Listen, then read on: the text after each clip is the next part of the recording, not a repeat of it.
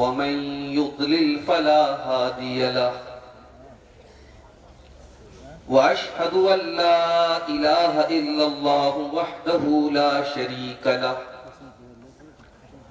وأشهد أن محمدا عبده ورسوله يا أيها الذين آمنوا اتقوا الله حق تقاته ولا تموتن إلا وأنتم مسلمون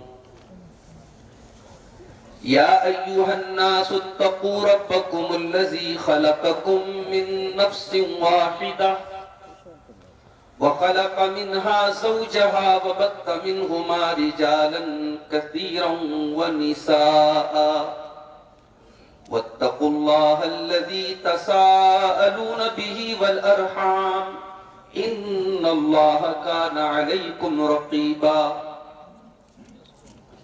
يا أيها الذين آمنوا اتقوا الله وقولوا قولا سديدا يصلح لكم أعمالكم ويغفر لكم ذنوبكم ومن يطع الله ورسوله فقد فاز فوزا عظيما أما بعد فإن خير الحديث كتاب الله وخير الهدي هدي محمد صلى الله عليه وسلم وشر الأمور محدثاتها وكل محدثة بدعة وكل بدعة ضلالة وكل ضلالة في النار اعوذ باللہ من الشیطان. مجھے آپ نے جو موضوع دیا ہے وہ موضوع ایک ایسا موضوع ہے کہ اگر میں یہ کہوں کہ ہمارے ہر پروگرام، ہر کانفرنس، ہر جلسے، ہر درس کا مقصد ہے وہ موضوع.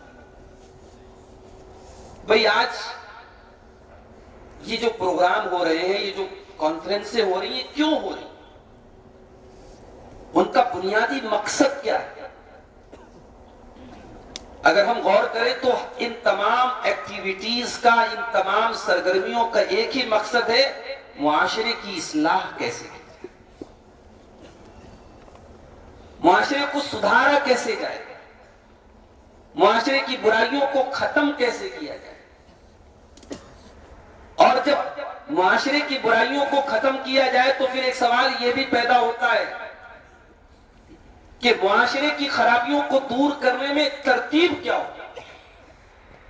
بھئی ایک آدمی بیمار ہے، ڈاکٹر کے پاس گیا، اب اس کو بخار بھی ہے، سر درد بھی ہے، پیٹ میں درد بھی ہے، مختلف بیماری ہے.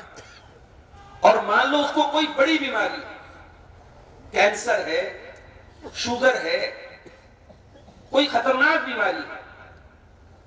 اب کیا وہ ڈاکٹر اگر واقعی میں ڈاکٹر ہے تو کیا اس کو بخار، سردی، زکام، سر درد کی دوا دے گا اور کینسر کو چھوڑ دے گا؟ ایسا تو نہیں کر سکتا. کہیں اپنے مدرسوں پر ہم بلڈوزر چلتے ہوئے دیکھ رہے ہیں. یہ حالات کیوں پیدا ہوئے؟ قرآن کریم ایک آیت میں اس کا جواب دیتا ہے. سورہ روم کی آیت نمبر 41، سورہ روم کی آیت نمبر 41. ظہر الفساد فی البر والبحر بما کسبت ایدی الناس. اے میرے بندو، تم جہاں پر بھی فساد دیکھو گے، بگاڑ دیکھو گے، تباہی دیکھو گے، بربادی دیکھو گے، چاہے وہ خشکی کے اندر ہو، تری کے اندر ہو، زمین کے اوپر ہو، پانی کے اندر ہو. ظہر الفساد فی البر والبحر بما کسبت ایدی الناس. بڑا بڑا ثواب دینے والا ہے اللہ، تو گناہوں کو معاف کر دینے والا ہے. ایک ماں کو اپنے بچے سے جو محبت ہوتی ہے، ایک باپ کو اپنے بیٹے سے جو پیار ہوتا ہے، وہ محبت اور وہ پیار اللہ کو اپنے بندے سے جو پیار ہے اس کے سامنے اس کی بھی کوئی حقیقت نہیں. اللہ تو اپنے بندے سے بہت محبت کرتا ہے.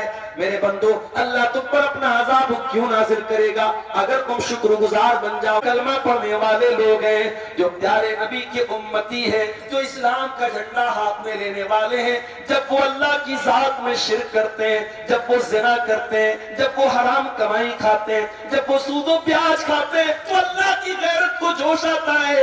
اے مسلمان تو ایمان والا ہے, تو میرے محبوب کا امتی ہے, تو میرے آخری نبی کا امتی ہے, تو اسلام کا نام لیوا ہے, تو خیر امت سے تعلق رکھنے والا ہے, تو مسلمان ہے. تو کیوں یہ گناہ کر رہا ہے؟ جب مسلمان یہ گناہ کرتا ہے اللہ کی غیرت کو زیادہ جوش آتا ہے, اللہ زیادہ ناراض ہوتا ہے. اور تو نے مال کہاں سے کمایا؟ کہاں سے کمایا؟ سائبر کرائم سے کمایا, آن لائن ٹھگی سے کمایا, لوگوں کے بینک سے ناجائز طریقے سے پیسہ حاصل کر کے کمایا. کس طریقے سے تو نے پیسہ کمایا؟ یہ بلڈنگیں کیسے بنی؟ یہ لائف سٹائل ہائی فائی کیسے ہوا؟ وَعَنْ مَالِهِ مِنْ أَيْنَ اكْتَسَبَهُ, تو اپنی کمائی کا حساب دے. یہ تیسرا سوال. اور چوتھا سوال وَفِيمَ أَنْفَقَ, تو نے مال کہاں لٹایا؟ شباب پر لٹایا, شراب پہ لٹایا, عیاشی پہ لٹایا, زنا پہ لٹایا, لڑکیوں پہ لٹایا. کہاں تو نے اپنے مال کو خرچ کیا؟ اپنے خرچ کا بھی حساب دے. اور پانچواں سوال وَمَا لَكُمْ فِي مِلَّتِهِمْ وَلَن تُفْلِحُوا إِذًا أَبَدًا. کہا کہ اے نوجوانوں, اے میرے ساتھیوں, اگر ہماری قوم کے لوگ ہم پر غالب آ گئے تو یا تو جان سے مار دیں گے یا ہمیں مشرک بنا دیں گے, مرتد بنا دیں گے, اور مشرک بنا دیں گے تو پھر ہم سے زیادہ خسارہ اٹھانے والا کوئی نہ ہوگا. اپنے دین اور ایمان کو بچانے کے لیے وہ نوجوان آبادی چھوڑ کے, اپنا شہر چھوڑ کے, اپنے گاؤں چھوڑ کے وہ کہاں چلے گئے؟ پہاڑ کے غار میں چلے گئے. میرے نوجوان ساتھیوں, آج ویسے نوجوانوں کی ہمیں یملکون من قطمیر, تم اللہ کو چھوڑ کر جن کو پکارتے ہو وہ کھجور کی گٹھلی کے اوپر جو باریک سی چھلی ہوتی ہے اس کو قطمیر بولتے ہیں, اس کے بھی مالک نہیں ہے. ان تدعوہم لا يسمعوا دعاءکم, اگر تم ان کو پکارو گے وہ تمہاری پکار کو سن نہیں سکتے. وَلَوْ سَمِعُوا مَا اسْتَجَابُوا لَكُمْ, اور سن لے تو تمہارا جواب نہیں دے سکتے. مگر دین کا علم قبر میں آپ کے کام آئے گا. فرشتہ قبر میں آپ کے پاس آئے گا, پوچھے گا من ربو کا, تیرا رب کون ہے؟ من نبیوں کا, تیرے نبی کون ہے؟ ما دینوں کا, تیرا دین کیا ہے؟ بندہ جواب دے گا میرا رب اللہ ہے, میرا دین اسلام ہے, اور میرے نبی محمد صلی اللہ علیہ وسلم ہے. فرشتہ پوچھے گا کہ میرا مرنا اللہ کے لیے, میری نماز اللہ کے لیے, میری قربانی اللہ کے لیے, میری زندگی کا مقصد تیرے دین کی سرفرازی, میں اسی لیے مسلمان, میں اسی لیے نماز. ایک اور خرابی نوجوانوں میں کانسیپٹ نہیں ہے کہ اللہ کو راضی کرنا ہے تو دنیا کو چھوڑنا پڑے گا. ہمارے نبی نے تو یہاں تک تعلیم دی کہ میں رات میں آرام بھی کرتا ہوں اور سوتا بھی ہوں, میں نے نکاح بھی کیا ہے, میری بیویاں بھی ہیں, میں روزہ بھی رکھتا ہوں, نفل روزہ بھی رکھتا ہوں, اور کبھی نہیں بھی رکھتا ہوں, کنٹینیو نفل روزہ میں نہیں رکھتا ہوں. اور آپ نے یہاں تک فرمایا فمن رغب عن سنتے ہیں. اے اللہ, مقصد تیرے دین کی باتوں کو سننا ہے, تیرے نبی کی باتوں کو سننا ہے. اے اللہ, تو آج اس مجمع سے جب ہم اٹھے تو پروردگار تو ہمارے گناہوں کو معاف فرما دے. اے اللہ, ہماری بیماریوں سے ہم کو شفا عطا فرما دے. اے اللہ, ہماری روزی روٹی میں برکت عطا فرما دے. اے اللہ, ان بچوں کو جنہوں نے اس مدرسے سے قرآن حفظ کیا ہے, پروردگار ان کو قرآن کا حافظ اور قرآن کا عالم بنا دے. اے اللہ, اس قرآن کی حفظ کی ان کو حفاظت کرنے کی توفیق عطا فرما, اس مدرسے کی تو حفاظت فرما. اے اللہ, آج ظالموں کے ظلم سے اور شریروں کے شر سے تو ہمیں بچا لے. پروردگار, ہم بہت خطا کار اور گنہگار ہیں, لیکن رات کے اس سناٹے میں, اس قبولیت کے وقت میں ہم تجھ سے دعا کرتے ہیں پروردگار, ہم گنہگاروں کو تو اپنی مغفرت کی, بخشش کی, تو رحمت کی, اے اللہ ہم کو جو ہے گھٹائیں عطا فرما دے. پروردگار, ہم گنہگاروں کو معاف فرما دے. اے اللہ, تو ہمیں دنیا میں ایمان پر ثابت قدم رکھ. اے اللہ, فتنوں کا دور ہے, فتنوں کی آندیاں چل رہی ہیں, ایمان کے راستے سے ہٹانے کے لیے شیطان نے بڑی بڑی چالیں چل رکھی ہیں. اے اللہ, ہم کمزور ہیں, ان فتنوں کی آندیوں کے سامنے ہم پتہ نہیں ٹھہر پائیں یا نہ ٹھہر پائیں. اے اللہ, ہمارے قدموں کو مضبوطی سے ایمان کے راستے پہ جما کے رکھ دے.